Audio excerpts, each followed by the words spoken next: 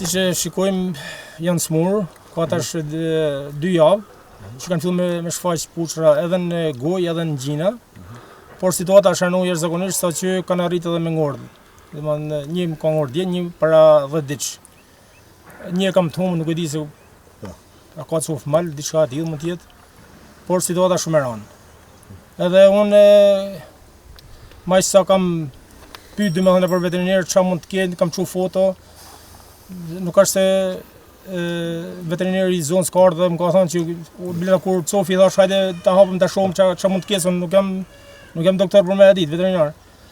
Edhe më tha s'kam çfarë më bëj, domethënë unë du prej ministrisë që me zbulu çfarë smundit kanë. I këtë du asgjë tjetër. I lashin ata i blej se unë kam harxuar deri 400.000 lekë. Unë kam 6 milion lekë investim, që është diçka që unë kam desh, më pëlqen doktoria, nga që është ai shpreha greke që thënë sa më shumë kesh bashkë me njerëzit as më shumë i den baktitë, on vallai është e vërtet kjo situatë. Edhe kam thënë po hapi një biznes sa kemo infermier që në 2015. Jam me çdo gjë. Ku i keni ble domethënë këto?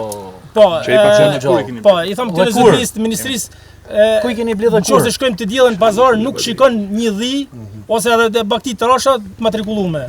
Për çdo gjë jashtë kontrollit. Ju i keni ble në treg? Po, në treg e kam nesh personin.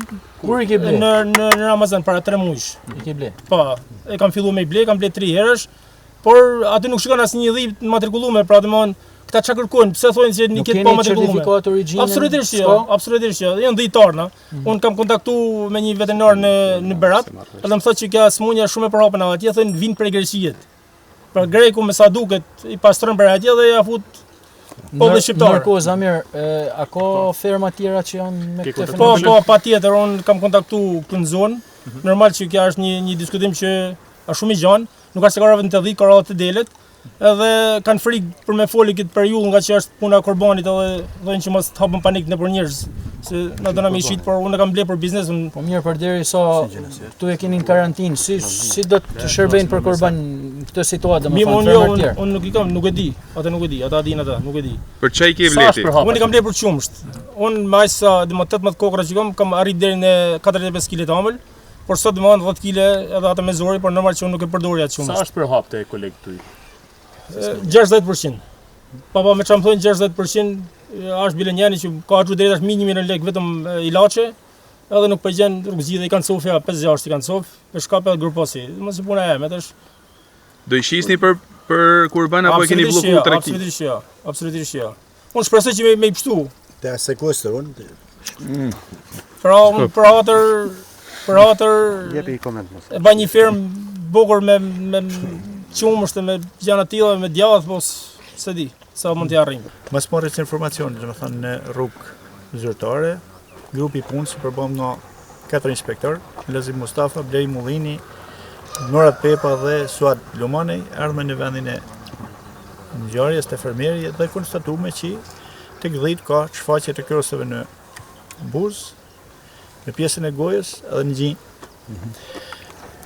Të paktën 2 ose 3 kren janë të prekur në mënyrë kështu të shfaqur, edhe nisur nga ana profesionale jona të pa qartë, sepse vetë fermieri ka bë bleme në vende që janë të pa autorizuara dhe të pa kontrolluara.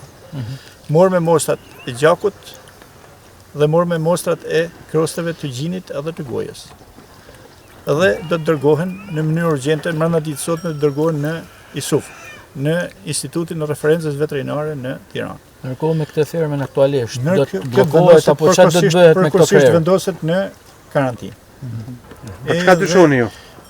Dyshimet janë 2 ose 3 smundin të cilat nuk mund të prononcojmë sepse nuk e di me siguri dhe ndoshta po bëjnë ndonjë gabim profesional, por brenda 1 ose 2 ditëve do të përcaktohet eksaktësisht cila është infeksioni primar dhe sekondar. Është konstatuar një fenomen ferma të tjera në këtë zonë, por kemi informacion se ka edhe në zonën e Shkodrës. Metet më konstatu fermer deri tash ankesave i ka keni pari, domethënë. Besoj metet më konstatu që të shohim më vonë në këtu në gatishmëri, domethënë sapo të na shtojnë me grupin e punës që kena të gatshëm për të ndërhyrë me një. Po informacion edhe për Coder Box, një ferma, keni kanë atje? Sapo të na vi informacion të shkoj.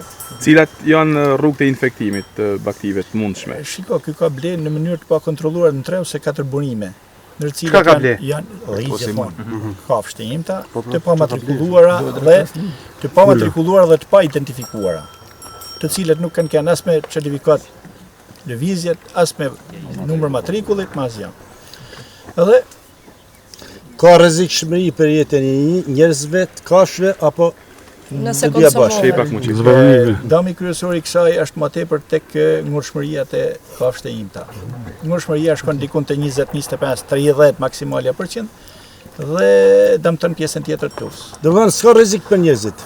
Në qoftë se nuk do të thonë s'ke për sa i përket ashtu është e papërcaktuar. Megjithatë deri tash nuk janë vërejtë rrezik. Kur mendohet dalin analizat? Kësaj brenda 48 orë. A keni një thirrje për fermert në këtë rast? Që të paraqesin çfarë do lloj ankesat që të kenë. Mandaj ne i vendosim nga dishmëri, domethënë shërbimin veterinar për të konstatuar dhe për të marrë mostra, se për këtë shërbim Edhe veterinar. për origjinën e blerjes. Patjetër të mos bëjnë blerje pa certifikat lëvizjet dhe pa vënë dieni veterinarin zyrtar të shërbimit, i cili bën lëvizjen në sistemin rrugë.